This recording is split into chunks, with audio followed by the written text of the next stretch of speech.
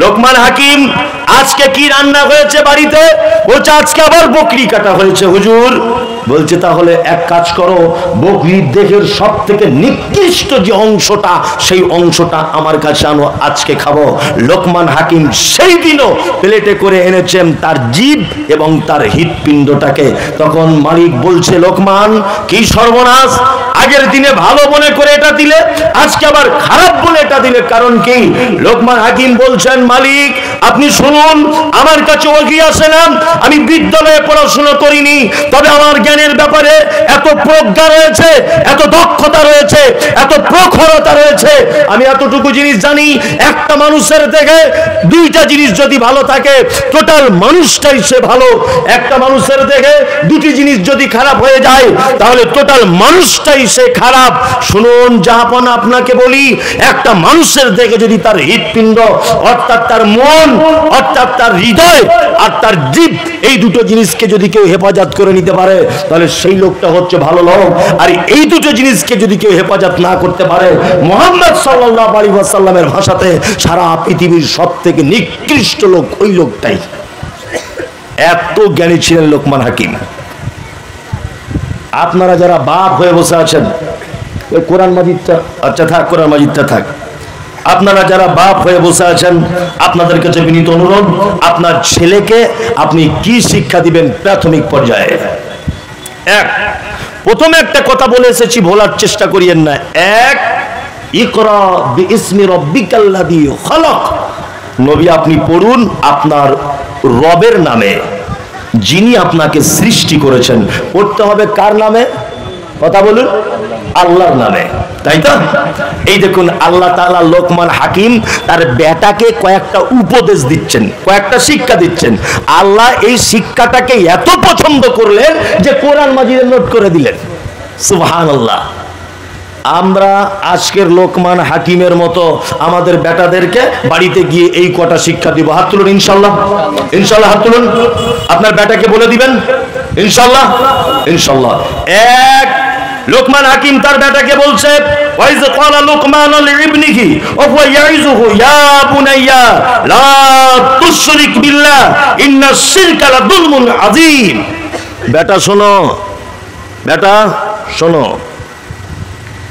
লোকমান হাকিম তার বেটাকে বলছে, শোনো, ইয়া বুনাইয়া, হে আমার বেটা, লা তুশরিক বিল্লাহ, কখনোই তুমি শিরক করে দিও না, ইন্নাশ শিরকা লাযুলমুন আযীম, নিশ্চয়ই শিরক বড় জুলুম। আল্লাহ তাআলা কোরআন মাজিদে বলেছেন, কু আনফুসাকুম ওয়া আহলিকুম নারা, মানুষ তুমি নিজে জাহান্নাম থেকে বাঁচাও, তোমার পরিবারকে জাহান্নাম থেকে বাঁচাও। একটা পরিবারকে জাহান্নাম থেকে বাঁচাবার সর্বোৎকৃষ্ট এবং সর্বপ্রথম যে শিক্ষা দেওয়া লাগবে, সেটা হচ্ছে আপনার বেটা বেটিকে একটাই শিক্ষা। বেটা বেটি শোনো, শিরক করো না, পৃথিবীতে এর থেকে আর কোনো বড় পাপ নেই। শিরক মারাত্মক বড় পাপ। শিরক মানে বুঝেন? শিরক মানে বুঝেন তো? হ্যাঁ, বলছে আল্লাহর সাথে শিরক করা। আল্লাহু আকবার। আমরা যে যেমন পারি তেমন করে বুঝেছি, তাই না? আমি সহজ বাংলাতে আপনাকে বোঝানোর চেষ্টা করি, যদিও এ ব্যাপারে আমার সোশ্যাল মিডিয়াতে অনেক বক্তব্য আছে, তারপরেও কথার পরিপ্রেক্ষিতে বলে দিতে হচ্ছে। এক, শিরক হচ্ছে ওই পাপ, শিরক হচ্ছে ওই জিনিস, আল্লাহর যে ক্ষমতা আছে, এই ক্ষমতা পৃথিবীর অন্য কারো আছে, এটা মনে করা শিরক। সহজ বাংলা বোঝাতে পারলাম? আল্লাহর যে ক্ষমতা আছে, এই ক্ষমতা পৃথিবীর অন্য কারো আছে, এটা মনে করা শিরক। রুজি এ মালিককে, হায়াত মালিককে আল্লাহ। আমরা শিরকের বিপরীতে আছে তাওহীদ, তাই তো? আসলে তাওহীদ যদি কেউ না বুঝে, সে শিরক বুঝবে না। আবার কেউ যদি শুধু শিরক বুঝে যায়, তাও হবে না, তাকে তাওহীদ বুঝা লাগবে। আমাদের তাওহীদের ভিতরেও শিরক ঢুকিয়ে দিয়েছি, আমরা বুঝতে পারিনি। তাওহীদ কয় প্রকার জানা আছে? কে বলল? 3 প্রকার। তাওহীদে রুবুবিয়্যাত, উলুহিয়্যাত, আসমা ওয়াস সিফাত। আল্লাহকে এক রব বলে মেনে নেওয়া। আমরা মানি মানি। ইবাদত, গোলামি, দাসত্ব শুধুমাত্র কার জন্যে? কার জন্যে? আল্লাহর জন্যে। আর একটা আসমা ও সিফাত, অর্থাৎ আল্লাহর কিছু নাম এবং সেই নামের গুণ, তার উপরে ঈমান রাখা। আমরা আহলে হাদিস যারা বলছি, আমরা তাওহীদের দুটো ব্যাপারে খুব স্ট্রং, একটা ব্যাপারে খুব দুর্বল। আল্লাহকে আমরা রব বলি, মানি, মানি না? মানি। ইবাদত শুধু কারই জন্য করি? আল্লাহরই জন্য করি। আহলে হাদিস এই দুটো জায়গাতে ঠিক। আহলে হাদিস এক জায়গায় ফেঁসেছে আসমা ওয়া সিফাত, আল্লাহর গুণ এবং আল্লাহর নাম এবং তার গুণ, এই জায়গাতে আহলে হাদিসরা ফেঁসেছে। আহলে হাদিস লোক দেখছি পবিত্র আল কোরআনে অনেক আল্লাহর নাম আছে, নাম নেই? আছে। তার মধ্যে একটা নাম আছে ইয়া রাজ্জাক, আছে? ইয়া রাজ্জাক নেই? রুজির মালিক কে? রুজির মালিক আল্লাহ।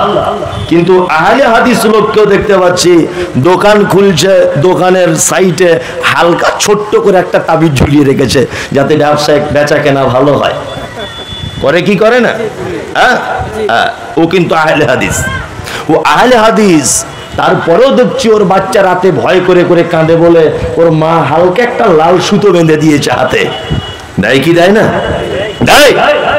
ব্যবসাদার ব্যবসা করে, দোকান খুলেছে, কেউ ধারে মাল নিতে গেছে, দোকানদার বলছে এখনো বউনি হয়নি, ধারে মাল দেওয়া যাবে না। বলে কি বলে না? দোকান খুলেই দেখছি ধূপ বাতি জ্বালাচ্ছে। ধূপ বাতি তোমার কি উপকার করতে পারে? ও তো মাটি, কাঠের গুঁড়ো, গোবর এই সব দিয়ে তৈরি হয়। ও তোমার ভালো মন্দ কি করতে পারে? আহলে হাদিস, আহলে হাদিস রাস্তা দিয়ে গাড়ি চালাচ্ছে, সামনের দিকে একটা বিড়াল চলে গেল, একদম টাট করে ব্রেক মেরে দাঁড়িয়ে গেল। বলছে ঘটনা কি? বলছে অ্যাক্সিডেন্ট হয়ে যেতে পারে, এই যে বিড়াল দাগ কেটে দিয়ে চলে গেল। ও তো বিড়াল, ও 10 পয়সা দাম নাই, ও আপনার ভালো মন্দ কি করে দিতে পারে? আহলে হাদিস তাওহীদের দুটো ব্যাপারে স্ট্রং, একটা জায়গাতে দুর্বল, রুজির ব্যাপারে দুর্বল নয়। ব্যবসা করছে মিথ্যা কথা বলে, ব্যবসা করছে মাল 2 নম্বরই করে, ব্যবসা করছে মালে ভেজাল দিয়ে, ব্যবসা করছে মিথ্যা কথার আশ্রয় নিয়ে। করছে কি করছে না? তার মানে একটা বুঝে নিতে হবে তাওহীদের এই জায়গাটা আমরা দুর্বল, যে রুজির মালিক আল্লাহ, রুজি উপর থেকে ফয়সালা হয়, তাই না? রুজি কার থেকে ফয়সালা হয়? উপর থেকে হয়। কোন মানুষ যদি মনে করে আমি পরিশ্রম করে হয়েছি, মিথ্যা, ভুল। আরে পরিশ্রম করলে যদি সফলতা পাওয়া যেত তাহলে বনের রাজা গাধা হতো, গাধা। পরিশ্রম করে যদি সফলতা পাওয়া যেত বনের রাজা হতো কে? গাধা। গাধার থেকে বড় পরিশ্রম আর কেউ করে? বনে করে না। সারাদিন মাল বহাচ্ছে কাঁধে করে, সারাদিন মাল বহন করছে না গাধা? বনের রাজা কে? সিংহ। কে? সিংহ।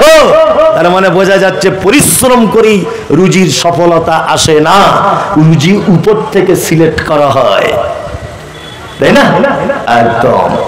লোকমান হাকিম তার বেটাকে বলছে, বেটা শিরক থেকে তুমি বাঁচো, শিরক মারাত্মক বড় পাপ। নাম্বার 2, লোকমান হাকিম তার বেটাকে বলছে, বেটা পিতামাতার সঙ্গে সদ্ব্যবহার করো।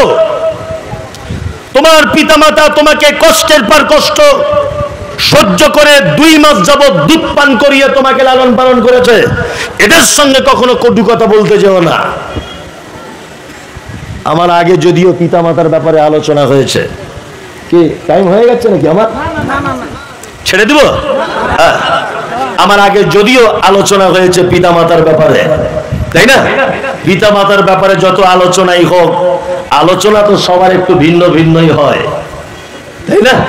আমি কলকাতার মানুষ, আমার ভাষাটা একটু মনে হচ্ছে অন্য অন্য রকম, আবার আমাকে কোনোদিন দেখেননি, দেখতেও অন্য অন্য রকম।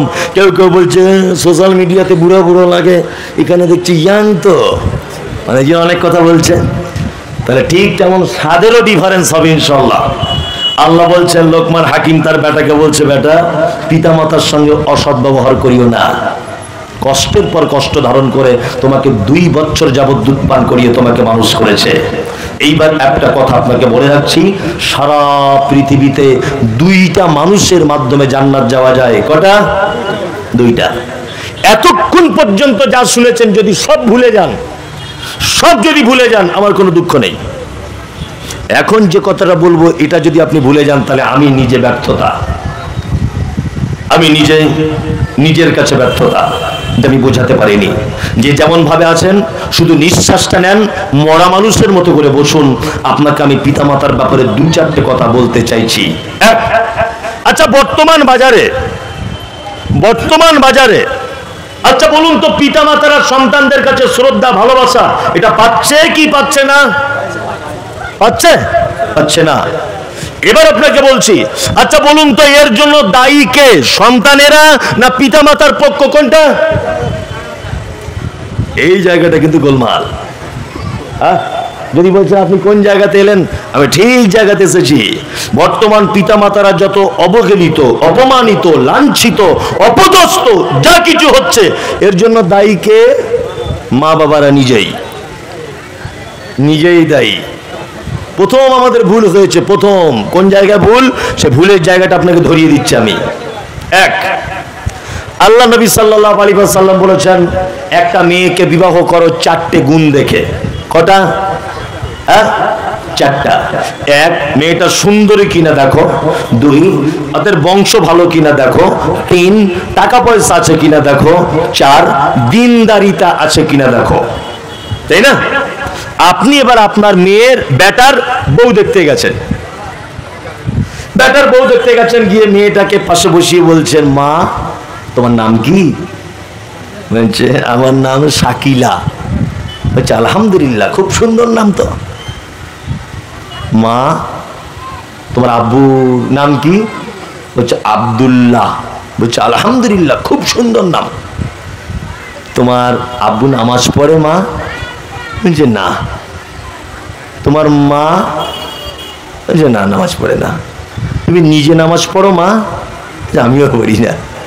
আচ্ছা এবার বলো তোমার আব্বুর কি আছে? না, আমার আব্বুর এই কিষানগঞ্জ মেন রোডের ধারে 4টে দোকান আছে, খুব বড় বড়, আর 3টে বাস আছে শিলিগুড়ি থেকে কলকাতা পর্যন্ত, নাইট কোচে ভাড়া খাটে, আর জমি জায়গায় 35-40 বিঘে মতো আছে, 3টে ট্র্যাক্টর আছে। বলছে তোমরা কটা ভাই? বলছে আমার ভাই নেই, আমি বাপের একটাই বেটি। তখন ওই বুড়ো লোকটা মনে মনে ভাবছে, ওরে বাবা সাংঘাতিক ব্যাপার, তার মানে এই বুড়ো মরলেই সব জমি আমার বেটার। বোঝার চেষ্টা করুন, সব জমি আমার বেটার। লাস্টে বলছে, মা তুমি পড়াশুনো কতটা করেছ? বলছে আমি উচ্চ মাধ্যমিক পাস করে বসে আছি। বলছে মা এখন কিছু করো না? এখন কিছু করি না, ওই বড় মোবাইলে মাঝে সাঝে টিকটকের ভিডিও করি। জি বা, তুমি আবার টিকটকও করো? হ্যাঁ। চাচা বাড়িতে গিয়ে বলছো, ওগো আব্দুল সাইফুলের মা, শোনো শোনো শোনো শোনো, সাংঘাতিক মেয়ে পেয়ে গেছি, একদম মেন রোডের ধারে 4টে দোকান আর 3টে বাস, কোটি কোটি কোটি কোটি টাকার ব্যাপার। আবার শুধু তাই না, মেয়ের বাপের আছে যেমন, মেয়ে আবার টিকটকের নায়িকা। তখন স্বামী স্ত্রী যুক্তি করে বলছে, এ কাজ একদম দেরি করা যাবে না, কালকে হলে কালকে, পরশুদিন হলে পরশুদিন। বিয়ের ডেট ঠিক করে বৌমা বাড়ি নিয়ে চলে এসেছে। বলুন, নবীজি বলেছেন বংশ ভালো কি দেখো, ওটা বাদ চলে গেল। নবী বলেছেন তার ভিতরে দিনদারিতা আছে কি দেখো, ওটা বাদ চলে গেল। সবটাই বাদ চলে গেল, ও এখন টাকার পিছনে পড়েছে। অথচ নবীজি বলেছেন 3টে যদি না থাকে, রূপ না থাকে, বংশ খারাপ হয়, অর্থ না থাকে, তাতেও অসুবিধা নাই, তবে সে যদি দিনদারিনী মহিলা হয়, তোমার বেটার জন্য তুমি নিজে বিবাহের জন্য তাকে প্রস্তাব দাও, সমাজে বিশৃঙ্খলা হবে না, ফাসাদ সৃষ্টি হবে না। এই চাদরওয়ালা ভাই, আপনি একটু বসুন, একটুখানি বসে যান দয়া করে। আমি বলছি, আমি শেষের পর্যায়ে চলে এসেছি, বসুন। তাহলে আমরা সব বাদ দিয়ে দিয়েছি, বৌমা চয়েস করেছি টাকাওয়ালা দেখে। তাহলে টিকটকের নায়িকা যদি বাড়ি বৌমা করে আনেন, তাহলে সামনে কি প্লেটে করে ডিম সিদ্ধ দিবে, না সকাল হলে ঝাঁটা দেখাবে? ঝাঁটা দেখাবেই, কিছু করার নাই। আগে বৌমা নির্বাচন করুন, তাই না? জি, আব্বা মায়ের দোষ আমি বুঝে নিলাম, তারপরেও যুবক তোমার কাছে এটা আমার বিনীত অনুরোধ, তুমি তোমার আব্বা মায়ের সঙ্গে অসৎ ব্যবহার করতে পাবে না। তুমি ঈমান নিয়ে এসেছো, তোমার আব্বা এখনো হিন্দু, এখনো মুশরিক, তোমার মা এখনো মুশরিকা, তারপরেও নবীজি বলছেন তুমি তোমার মায়ের সঙ্গে অসৎ ব্যবহার করতে পারবে না। আল্লাহ বলছেন পারবে না। তোমার মা মুশরিকা হলেও তুমি অসৎ ব্যবহার করতে পারবে না। পিতামাতাকে কি অবস্থা চলছে। আল্লাহু আকবার। আপনাদের এখানে একটা লোকের 4 বেটা, এ কথা সব জায়গাতে বলি, আজকেও বলছি, একটা লোকের 4টে বেটা। তা বুড়ো বয়সে মা আব্বা কেমন সিস্টেমে ভাত খায়? পালি সিস্টেমে খায়, তাই না? মনে মনে হচ্ছে ওর বাপ মসজিদের ইমাম আর ওর মা মুয়াজ্জিন, তাই না? এর বেটার বাড়ি 15 দিন, ওর বাড়ি 15 দিন, ওর বাড়ি 15 দিন, 16-17 দিন হয়ে গেলে বেটারা বড় বড় চোখ বার করে। বৌমার আবার মিষ্টি করে বলে, আমাদের তরকারি কি খুব মিষ্টি, ছেড়ে যেতে মন চায় না, ক্যালেন্ডার দেখে খেতে পারো না, আজকে ক তারিখ? বলে, বলে না? বলে। চুপচাপ মেরে বসুন। আপনারা 4 ভাই দিল্লিতে কাজে গেছেন, ঈদের 1 সপ্তাহ আগে বাড়ি আসবেন। ঈদের 1 সপ্তাহ আগে আপনি আপনার স্ত্রীকে ফোন করে বলছেন, হ্যালো শেফালি? বলছে হ্যাঁ। আচ্ছা আমি তো আগামী মঙ্গলবার বাড়ি যাব, তোমার জন্য কি নিয়ে যাব? বলছে আমার জন্য একটা বেনারসি শাড়ি, ছেলের জন্য একটা জিন্স প্যান্ট, মেয়ের জন্য একটা প্যারালাল জামা, আর আমার বোনের জন্য 2টো চুড়িদার। আমার বোনের জন্য মানে শালির জন্য কেনাকাটা সব করেছে। ওর স্ত্রী আবার ফোন করে বলছে, কেনাকাটা হলো, শোনো লাল টকটকে কালারের শাড়ি নেবে কিন্তু আমার জন্যে। ও স্বামী তখন দিল্লি শপিং মল থেকে বলছে, সব কেনাকাটা কমপ্লিট, শুধু মায়ের জন্য একটা শাড়ি আর আব্বার জন্য একটা লুঙ্গি পছন্দ করছি। তখন ওর স্ত্রী, এই গ্রামের মেয়ে, ফোনে তখন বলছে, কেন প্রত্যেক বছর ঈদে তুমি কেন জামা কাপড় দিতে যাবে তোমার আব্বা মাকে? তোমার আর 3টে ভাই চোখে দেখতে পায় না?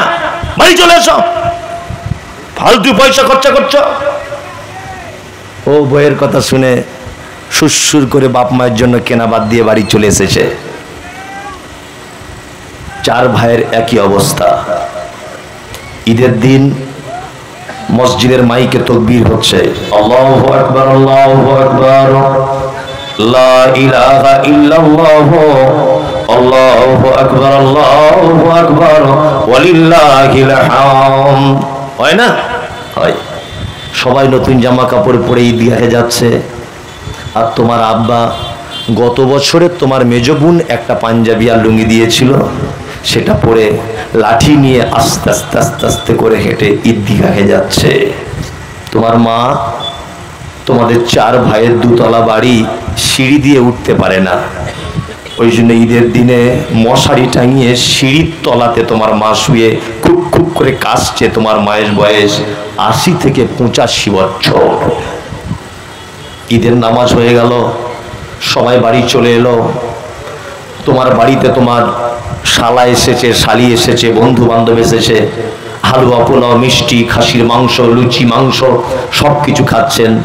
4টে জওয়ান বেটা, 4টে জওয়ানি বৌমা থাকার পরেও তোমার বৃদ্ধ মা, তোমার বৃদ্ধ বাপ, তোমার বৃদ্ধা মা, 2টো বেজে গেছে দুপুর, এখনো পর্যন্ত 1 গ্লাস পানি পর্যন্ত পেল না। কেন? কেন? আজকে তো তাদের রাজ সিংহাসনে বসে থাকার দিন, আজকে ঈদের দিন, তাই না? কেন? হ্যাঁ, তোমার মা যে খুব বড় বদমাইশ মেয়ে, তোমার আব্বা যে খুব বড় বদমাইশ লোক, এই জন্য তোমার আব্বা মা ভুল করেছে, সেই ভুলের মাসুল দিচ্ছে তোমার মা আজকে ঈদের দিনে, তোমার আব্বা ঈদের দিনে। তোমার মায়ের ভুল কি ছিল? তোমার মায়ের জীবনের প্রথম ভুল, তোমার মা এই গ্রামের একজন পর্দাশীল মহিলা, জীবনে কোনোদিন কোন পরপুরুষের মুখের দিকে ওড়না খুলে দেখেনি। তোমার মায়ের মাথার চুল হাঁটু পর্যন্ত দোলা, কালো কুচকুচ কুচকুচ কুচকুচ করে। পাড়ার মেয়েরা তোমার মায়ের চুল শখ করে দেখতে আসতো। তোমার মা আলেম ওলামাদেরকে দেখলে মুখে ঘোমটা দিয়ে বাড়ির ভিতরে চলে যেত। তোমার মায়ের ঈদের দিনে এই অবস্থা, তার প্রথম নম্বর ভুল হচ্ছে এই যে মা পরপুরুষের জীবনে মুখ দেখেনি, সেই মা তোমার মতো বদমাইশ ছেলেকে জন্ম দিতে গিয়ে কিষানগঞ্জের হাসপাতালে পরপুরুষের সামনে উলঙ্গ হয়ে তার লজ্জার স্থান দেখিয়ে পৃথিবীর আলো তোমাকে দেখিয়েছিল। এটা তোমার মায়ের জীবনের প্রথম নম্বর অপরাধ।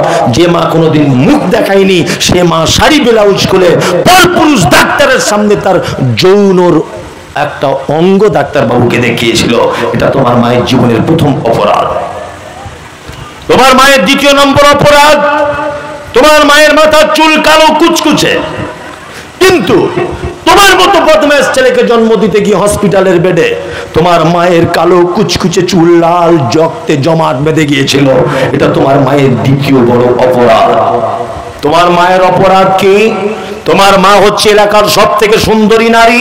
তোমার মায়ের বয়স তখন 26 বছর, অপরূপা চরমা সুন্দরী তোমার মা। তোমার মায়ের গায়ের চামড়া হাঁসের ডিমের মতো সাদা চকচক চকচক করে। তোমার মা জীবনে কোনোদিন ভয়ে ইনজেকশন পর্যন্ত দিত না, ডাক্তার বাবুকে দেখে ভয় করত।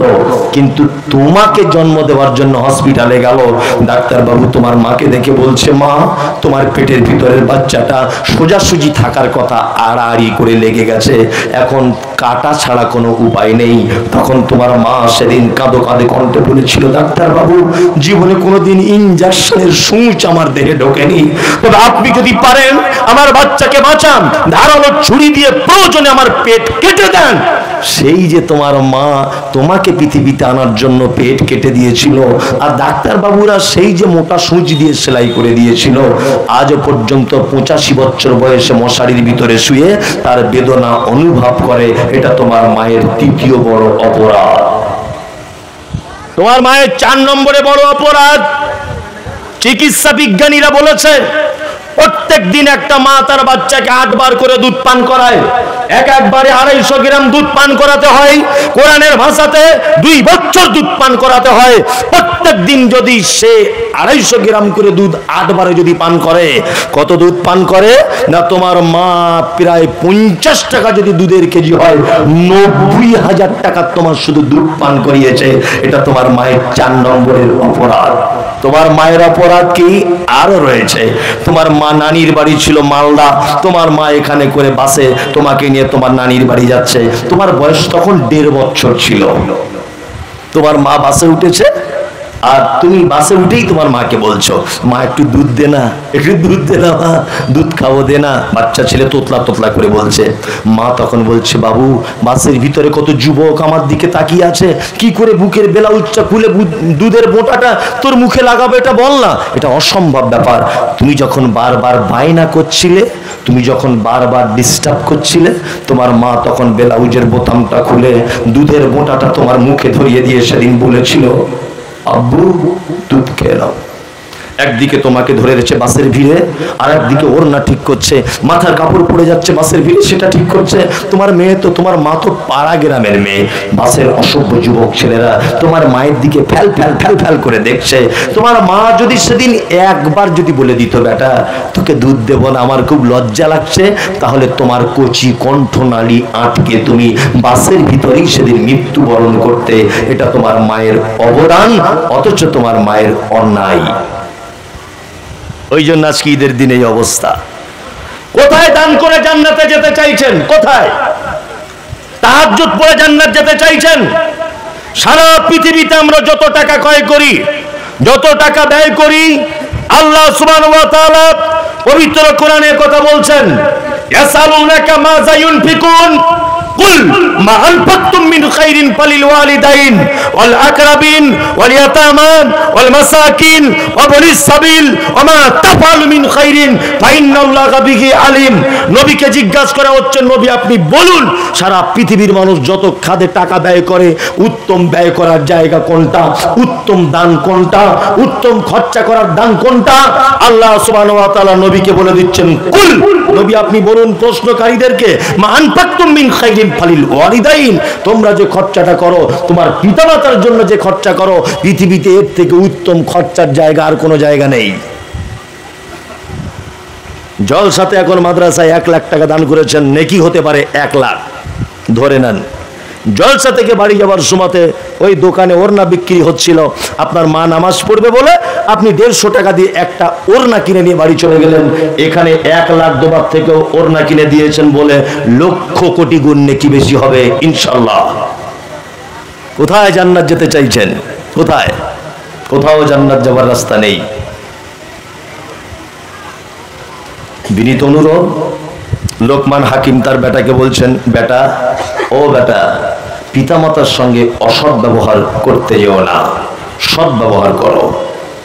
আর 3 নম্বর উপদেশ হচ্ছে তোমার পিতামাতা যদি তোমাকে শিরকের ব্যাপারে যদি জবরদস্তি করে না জানার কারণে, তবুও যেন তুমি তাদের সঙ্গে শিরকে যুক্ত হয়ে যাও না।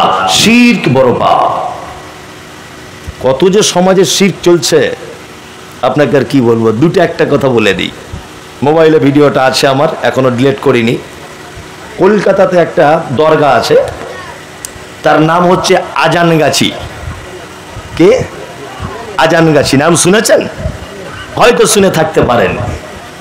আজানগাছি দরগা। আল্লাহ নবী সাল্লাল্লাহু আলাইহি ওয়াসাল্লাম, ওই যে ভিডিওটা একটু শোনাই আপনাকে, তাহলে মনে হয় ভালো লাগবে। না থাক, পরে শুনে নিবেন। আজানগাছির একটা পীর সাহেব বক্তব্য রাখছে, কালকে শুনলাম। কি বক্তব্য বলছে? আল্লাহ নবী সাল্লাল্লাহু আলাইহি ওয়াসাল্লাম ওই যে খন্দকের যুদ্ধতে ক্ষুধায় তাড়নায় থাকতে না পেরে পেটে যে পাথর বেঁধেছিলেন, এই পাথর কোন সাহাবী সংরক্ষণ করতে পারেননি। ওই পাথরটা আজ পর্যন্ত কেউ রেখে দিতে পারেনি। আমাদের এইখানকার পীর সাহেব, অর্থাৎ আজানগাছি বলে যে পীর, এই পীর সাহেব ওই দুটো পাথর আজও পর্যন্ত সংরক্ষণ করে দিয়েছে। এই দেখুন সেই পাথর, এই পাথরে কিছু লবঙ্গ চারিদিকে দিয়ে রেখেছে, সেন্ট বার হচ্ছে। বলছে এই পাথরে যদি কেউ চুমা খায়, তাহলে চৈত্র মাসে বৈশাখ মাসে যেমন গাছের পাতা ঝরে ঝরে পড়ে, তেমন করে তার পাপগুলো ঝরে ঝরে ঝরে ঝরে পড়বে। মনে মনে ভাবছি, ওরে বাটপার, চিটিংবাজ। 1500 বছর আগে পাথর তুই পেলি কোথায় বল? হ্যাঁ, 1500 বছর আগে কোন গাড়িতে করে পাথর নিয়ে এসেছিস বল? আর মানুষ ওই পাথরে গিয়ে সেজদা করছে। শিরক। কত যে ভণ্ডামি আছে। আল্লাহু আকবার। আল্লাহ লোকমান হাকিম তার বেটাকে দ্বিতীয়বার আবার রিপিট করছে, না তোমার পিতামাতা যদি জোর করে তোমাকে শিরকের ব্যাপারে, তবুও যেন আপোষ করবে না। শিরক বড় পাপ, শিরক খুব বড় পাপ।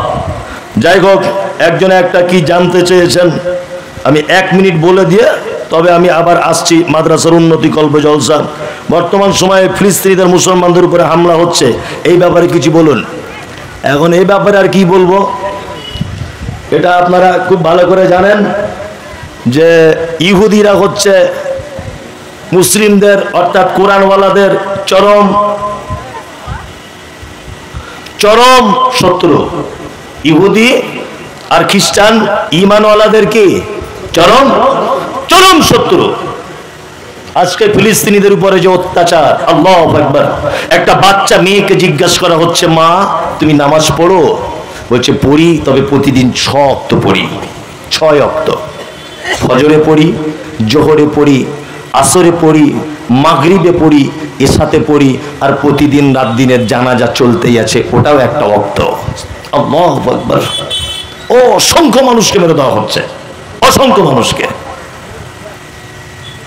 এটা আপনারা জানেন যে গাজা শহরটাকে টোটালি ঘিরে নিয়েছে ইহুদিরা, টোটালি ঘিরে ফেলে দিয়েছে। আর সব থেকে বড় কষ্ট হচ্ছে এটা, সব থেকে বড় কষ্ট হচ্ছে এটা, সেটা হচ্ছে এই সারা ভারতবর্ষের ইতিহাসে 1947 সাল থেকে 2023 সাল পর্যন্ত সারা ভারতবর্ষ যত গণ্যমান্য বরেণ্য ব্যক্তিরা এসেছে এবং যারা চলে গেছে, প্রতিটা মানুষ মানবিক দৃষ্টিতে ফিলিস্তিনিদেরকে সহযোগিতা করেছে। কিন্তু বর্তমান ভারতবর্ষের মাসনাদে যিনি বসে আছেন, এই মাত্র একটা লোক সারা ভারতবর্ষের ইতিহাসকে কলঙ্কিত করছে যে তিনি বর্তমানে ইহুদিদের পক্ষে আর ফিলিস্তিনিদের বিপক্ষে হয়েছেন। একটাই মাত্র লোক। বড় আফসোস রাখছে, মণিপুরে মুসলিম মেয়েদেরকে উলঙ্গ করে রাস্তায় জনসমক্ষে তাদেরকে পুড়িয়ে দেওয়া হয়েছে, সেখানে সোশ্যাল মিডিয়া পৌঁছাতে পারেনি। ওই আপনার কর্ণাটকে মুসলমানদেরকে মারা হয়েছে, ওইখানে মিডিয়াকে পৌঁছাতে দেওয়া হয়নি। লকডাউনে মানুষদেরকে ঘরে ঢুকিয়ে বাবরি মসজিদ ভেঙে দেওয়া হয়েছে, মিডিয়াকে প্রবেশ করতে দেওয়া হয়নি। ওই ত্রিপুরাতে মসজিদ ভেঙে দেওয়া হয়েছে, মিডিয়াকে প্রবেশ করতে দেওয়া হয়নি। আর এত বড় নেমো খারাপ ফিলিস্তিনি আর ইহুদিদের সঙ্গে যুদ্ধ চলছে, ও এইখান থেকে রিপোর্টার পাঠিয়েছে, এইখান থেকে সাংবাদিক পাঠাচ্ছে, যাও কতজন মুসলমানকে মারছে ইহুদিরা আর ইহুদি কত মরছে এটা দেখাও। ওখান থেকে স্যাটেলাইটের মাধ্যমে, ওখান থেকে মেশিনের মাধ্যমে জানানো হচ্ছে যে ইহুদিরা বেশি মরছে, মুসলমানরা বেশি মারছে, মানে সম্পূর্ণটা বিপরীত। সারা জীবন কোণঠাসা করে রেখে দিয়েছে। জাতির জনক থেকে শুরু করে প্রত্যেক মানুষের জীবনী হিস্ট্রি যেটা আপনি গুগলে সার্চ করেন, মানবিক দৃষ্টিতে সবাই ফিলিস্তিনের সাপোর্ট করেছে। শুধু বর্তমানে আমাদের ভারতবর্ষের মসনদে যিনি বসে আছেন এই ব্যক্তিটা শুধু সাপোর্ট করতে পারছে না, কারণ জানি না, কারণ জানি না। হে কাবার মালিক, আমি একজন ভারতবর্ষের নাগরিক, হিন্দু দেশের নাগরিক, এইখান থেকে কোন রকমের সহযোগিতা করতে না পারলেও তোমার কাছে আজকে এই জনসমুদ্রকে নিয়ে, হে কাবার মালিক, তোমার কাছে এটা আমার আকুল আবেদন। তুমি যেমন আবাবিল দিয়ে ধ্বংস করেছিলে আব্রাহাদেরকে, তুমি যেমন ধ্বংস করেছিলে ফেরাউনের বারবারান্তকে, তুমি যেমন ধ্বংস করেছো নমরুদকে, ঠিক তেমন ভাবে ইসরায়েলের ইহুদিদেরকে চিহ্নিত করে পৃথিবীতে তুমি তাদেরকে নিস্তেনাবুদ করে দাও। আল্লাহ তুমি পারো, তুমি পারো, তুমি কাবাকে রক্ষা করেছো। পৃথিবীর তৃতীয় জায়গা মসজিদ আকসা, এই মসজিদ আকসাকে তুমি বাঁচাতে পারো। হে কাবার মালিক, তোমার কাছে শেষবারের মতো এটা আমার আকুল আবেদন। হে আল্লাহ, তুমি ফিলিস্তিনিদের উপরে যারা নিরীহ মুসলিম যুবক যুবতীদের উপরে, শিশুদের উপরে যারা অত্যাচার করছে, তুমি তাদেরকে চিহ্নিত করো এবং পৃথিবীতেই তাদেরকে ধ্বংস করে দাও। আমিন, আমিন। প্রত্যেক দিনই ভাই এবং বোনেদের কাছে বিনীত অনুরোধ যে আপনারা প্রত্যেক নামাজের পরে পরে কুনুতে নাজেলা পড়ুন। প্রত্যেক মানুষের কাছে বিনীত অনুরোধ, বড় কঠিন অবস্থাতে রয়েছে ফিলিস্তিনের মানুষেরা। আমরা এখান থেকে কিছু করতে না পারলেও অন্তত পক্ষে একটু দোয়া তাদের জন্য পাঠাবো ইনশাআল্লাহ। প্রত্যেক মানুষ দোয়া করবেন। আমার সব থেকে ভালো লাগছে এটা যে আজকে বাংলাদেশের সরকারের কাছে আবেদন জানানো হয়েছে, বাংলাদেশের নাগরিকরা আবেদন জানিয়েছেন শেখ হাসিনাকে যে আমাদের এখান থেকে কিছু সেনা পাঠানো হোক, কিছু সেনা পাঠানো হোক। বড় দুঃখ লাগছে এটা যে ফিলিস্তিনের সাইটে রয়েছে অনেক মুসলিম দেশ, তারা সব চুপ, তারা সব চুপ। জানি না কেন বড় বড় মুসলিম দেশ কেউ ফিলিস্তিনিদের পাশে যাচ্ছে না, শুধু মুখে বলছে সাথে আছি, দেখতে পাচ্ছি কোনো রকমের সহযোগিতা করছে না। আমরা সহযোগিতা না করতে পারলেও আমরা এখান থেকে দোয়া করব, আল্লাহ তুমি তাদের ইমানে জজবা পয়দা তৈরি করে দাও এবং তুমি তার মসজিদকে নিজের ঘর নিজে হেফাজত করো। আল্লাহ, যারা মসজিদ ধ্বংস করার ষড়যন্ত্র করছে, নিরীহ মা বোনেদের উপর অত্যাচার চালাচ্ছে, আল্লাহ তুমি তাদেরকে চিহ্নিত করে ধ্বংস করে দাও। কেউ পৃথিবীতে বাঁচতে পারেনি অত্যাচারীরা, এরাও বাঁচতে পারবে না, সময় লাগবে ইনশাল্লাহ। এটা মাদ্রাসার জলসা। দেখুন, আমি খুব বড় আলেম নয়, আমাকে ফতোয়া জিজ্ঞাসা করবেন না। যারা দান দেওয়ার প্রতিশ্রুতি করে দান দেয় না তাদের ব্যাপারে কিছু বলুন। তাদের ব্যাপারে এতটুকুই বলবো যে মুনাফিকের আলামতের একটা আলামত প্রতিশ্রুতি দিলে ভঙ্গ করে, এ মুনাফিকের পর্যায়ে। কি বলছে বুঝতে পারছেন না? আর মুনাফিকের স্থান, হ্যাঁ, ইন্নাল মুনাফিকিনা ফি দারকিল আসফালি মিনান নার, জাহান্নামের শেষ পর্যায়ে একদম নিচেতে। এই লোক ওই পর্যায়ে আমি মনে করি। যাই হোক, যারা এই কাজ করছেন আর করবেন না। এটা মাদ্রাসার উন্নতি গল্পে জলসা। খুব বিনীত অনুরোধ, আপনি আপনার পিতামাতার জন্য, আপনি আপনার আত্মীয় স্বজনের জন্য, বিশেষ করে আপনার আব্বা মায়ের জন্য আপনাকে কিছু সহযোগিতা করার জন্য বিনীত অনুরোধ করছি। বর্তমান এই গ্রামে অনেক মানুষ, অনেক শ্রোতা, আমাকে কোন একজন মানুষ বলছিলেন যে গ্রামে আলহামদুলিল্লাহ দানি মানুষ আছে, তবে আমাদের এখানে এরকম ইতিহাস খুব কম যে আমাদের এখানে জমি জায়গা মানুষের আছে কিন্তু কেউ কোনোদিন 1 শতক 1 কাঠা কোনোদিন কাউকে দান করতে দেখলাম না। তা আপনি ব্যাপারটা তুলে ধরবেন। তা আমি ব্যাপারটা তুলে ধরছি। একজন মানুষ কেউ আছেন যে আপনি আপনার বাপের ভিটেতে বসবাস করেন, মায়ের জমিতে বসবাস করেন, যে আমি আমার আব্বা মায়ের জন্য 1 শতক দিয়েই দিলাম মাদ্রাসায়, দিলে যদি জান্নাত পাওয়া যায় তো আলহামদুলিল্লাহ, কোনো সমস্যা নেই, কোনো সমস্যা নেই। কাশিবাড়ি থেকে শাম মোহাম্মদ, কাশিবাড়ি থেকে আর একজন বক্তা আছে, উঠে যাওয়ার চেষ্টা করিয়েন না। মাশাআল্লাহ, মাশাআল্লাহ। আর একজন দিয়েছেন 2000 টাকা। আল্লাহু আকবার। কত? হ্যাঁ, 15000। ও 1500। না, আমি ভালো আদায় করতে পারি না, কি করেন আপনি? এই যারা যারা